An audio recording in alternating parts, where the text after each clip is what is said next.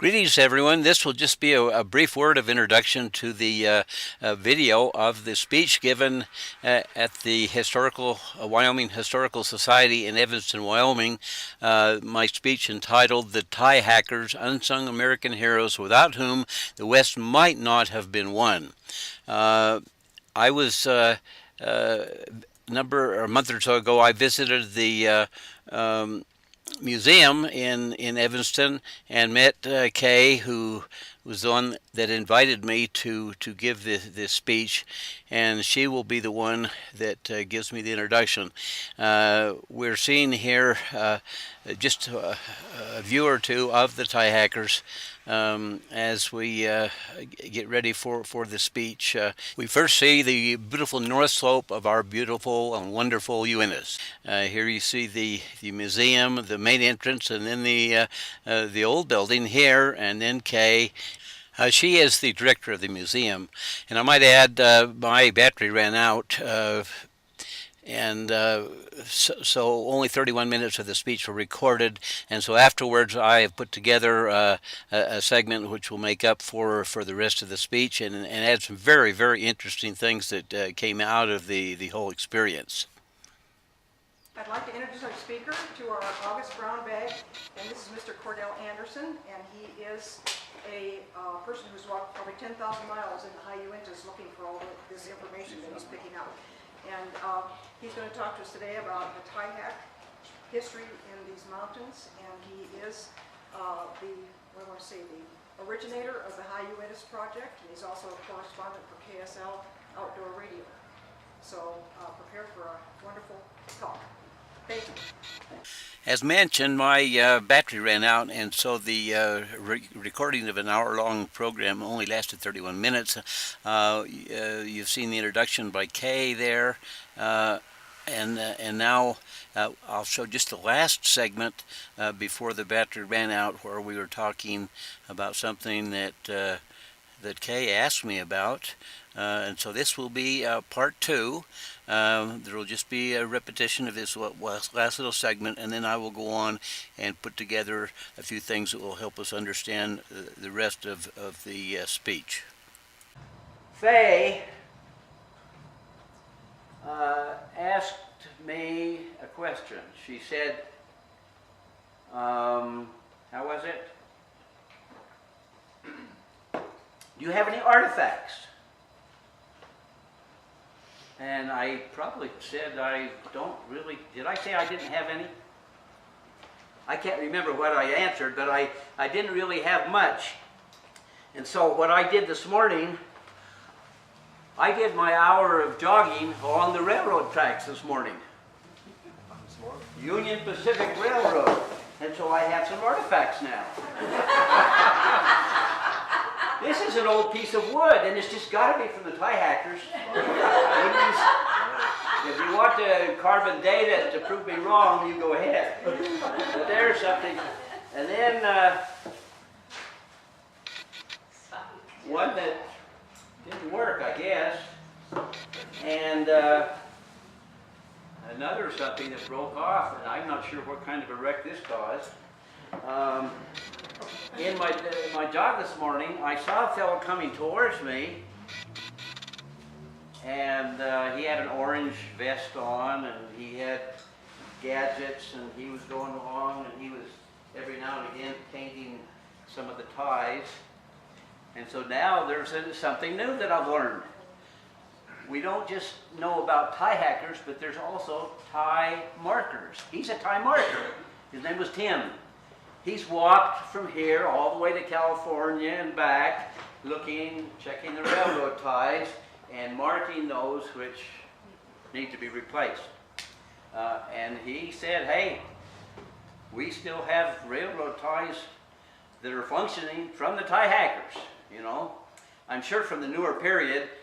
From the older period, that's this one. But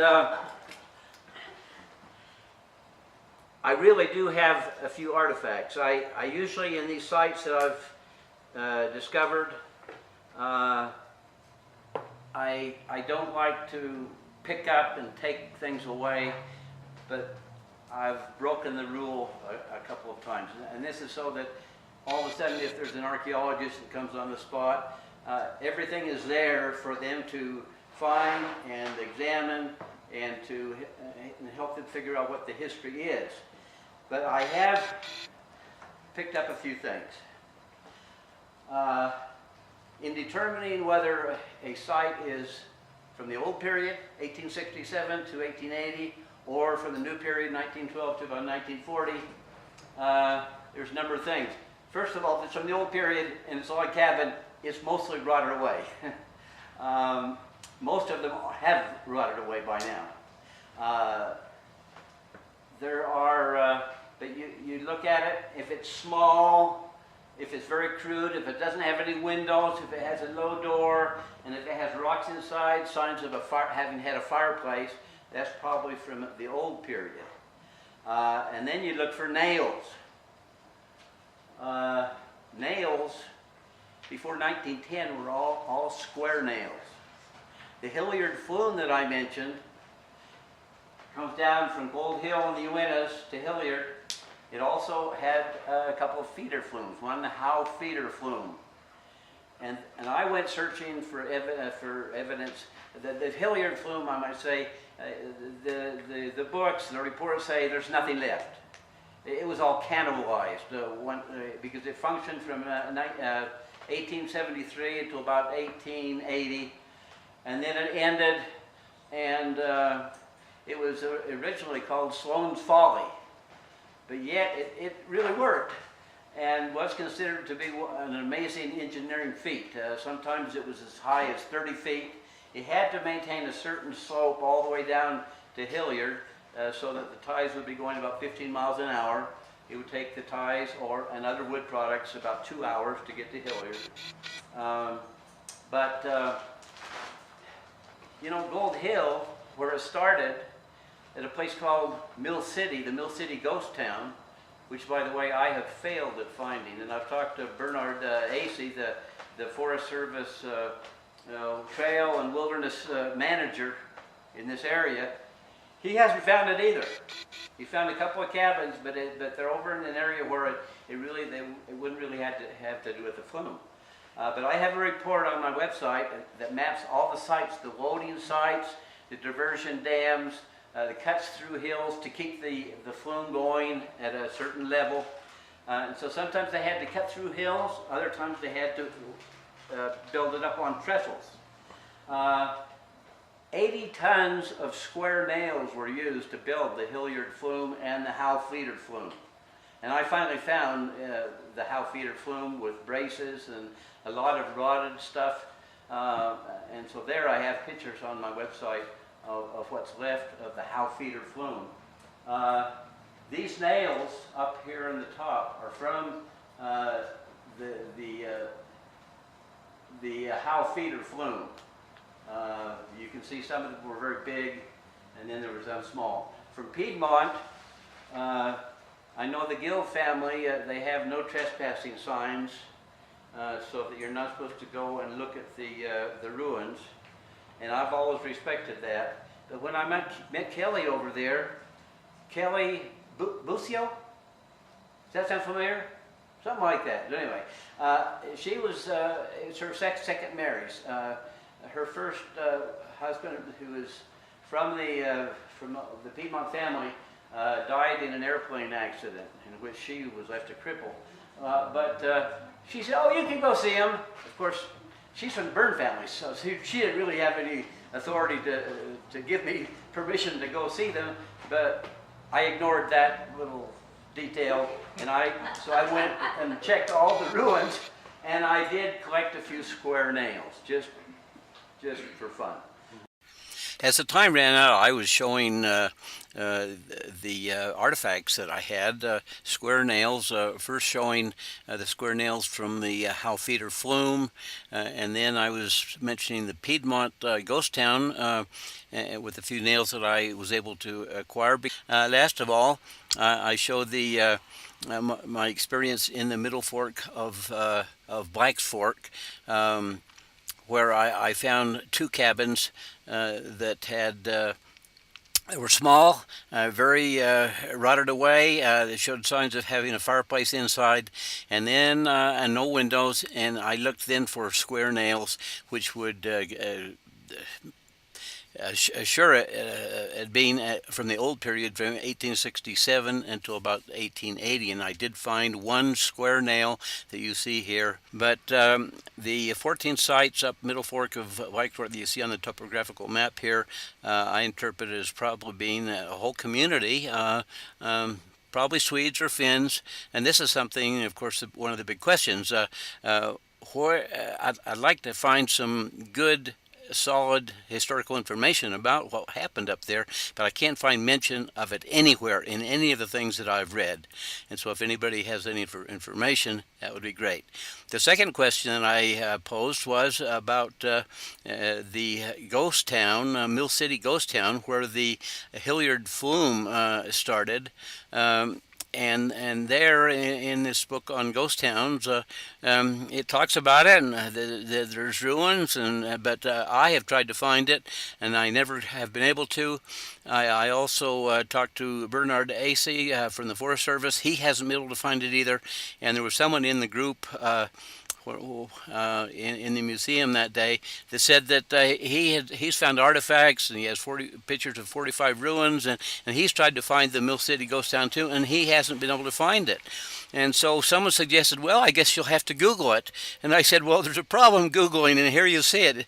If you Google tie hacks, out of the first three or four there I am in two or three spots, and if you Google uh, the Hilliard flume and the Mill City ghost town, you come up with me. I'm the expert, but I haven't been able to find it. And so there you see results of Google searches, and I'm considered one of the experts. And I am, of course, just learning, and I need need a little help to be able to solve this riddle myself. The third question that I posed to the group was about a cemetery. And a cemetery I was told existed in the areas of China Meadows, where tie hackers on weekends they would relax and drink, and sometimes every now and again they would one of the Chinamen that would come up there to wash their clothes would get shot, and so it's a secret Chinaman cemetery in that area. And I asked if anybody knew about that, and nobody. I've never found anybody that knows anything about that, but if anybody that sees this knows, let me know. This would be wonderful to actually find. There would not be tombstones, by the way, so it would be well hidden. But I did later, a couple of days after the speech, I received a little help from someone that was in the room, and I'm not supposed to divulge who, because he doesn't want his property invaded by people. But so I headed up this Mirror Lake Scenic Byway to see some actual remains of the Hilliard flume, which they say don't exist.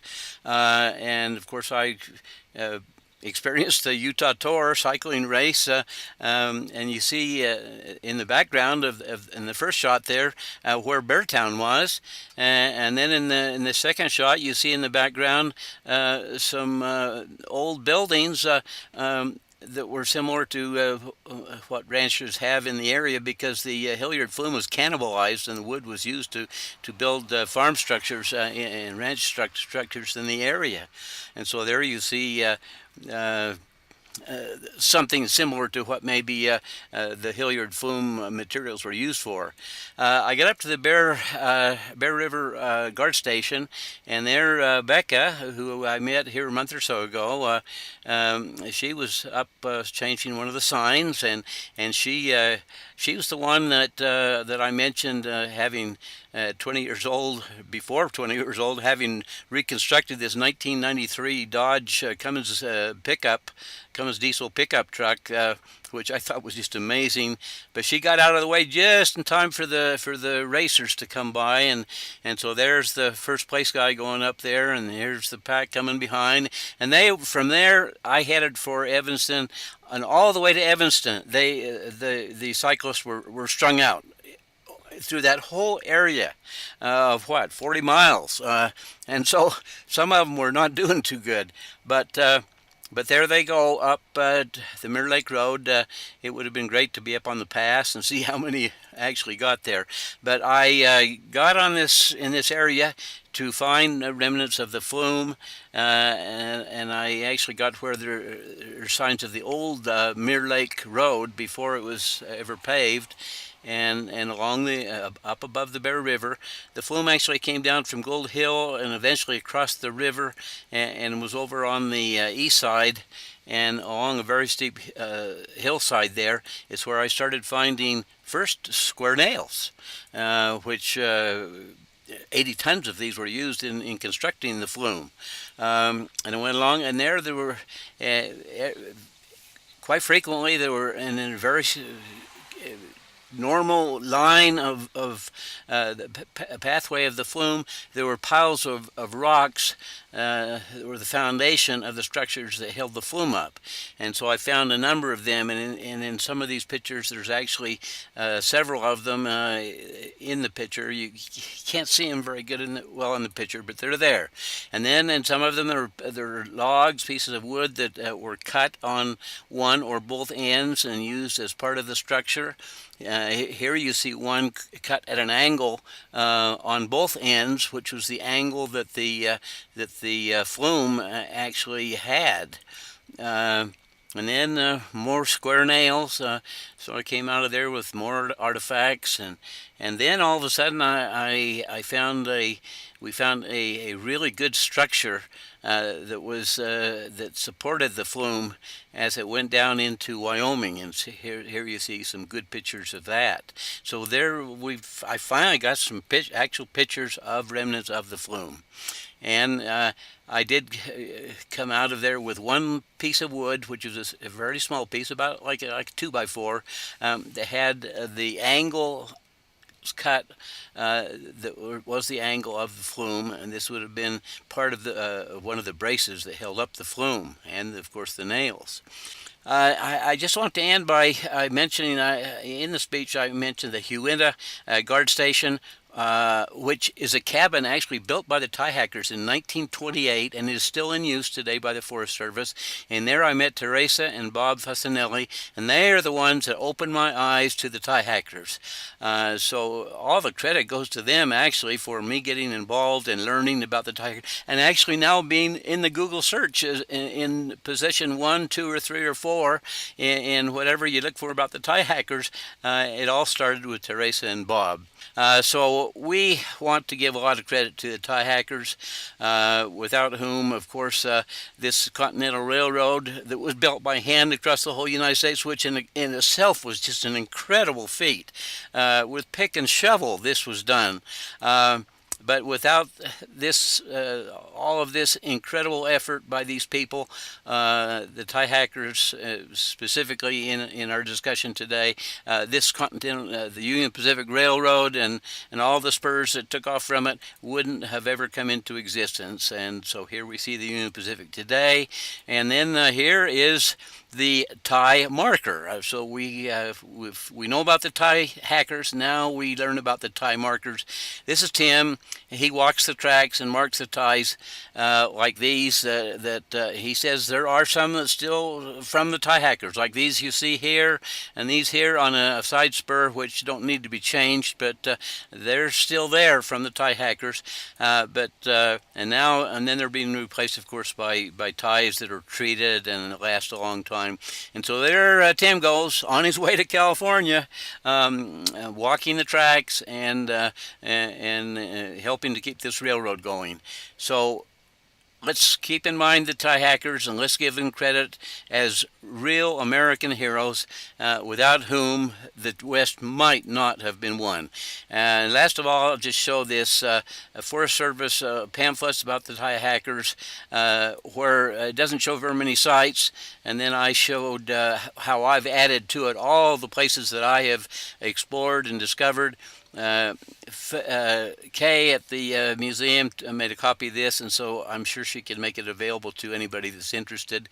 And then I showed this DVD about the tie hackers, and you can put the pause and read about the DVD. It's really great, but it's from the 1912 to 1940 period, and here's the information you can get about where you can get your own copy of this DVD. And so, thanks for listening. I hope this has been interesting. Here's all my contact information. You can go to our website. There are now 12. There will be 13 YouTube videos and photo essays about the Thai hackers, and that all have to do with the north slope of our beautiful Uinta Mountains.